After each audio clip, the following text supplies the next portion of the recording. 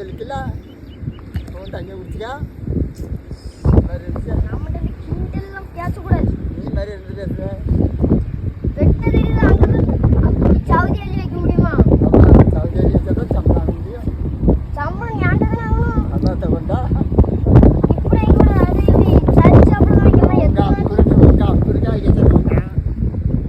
சொல்லி எத்தனை அடி தர முடியும்? லாஸ்ட் இனிமேல் இப்படி நடந்துச்சு சம்பளம் கட்டி சரி ஃப்ரீயா தான் பண்ணி தரணும். அடுத்துக்கு அப்புறம் தானே இருக்கு.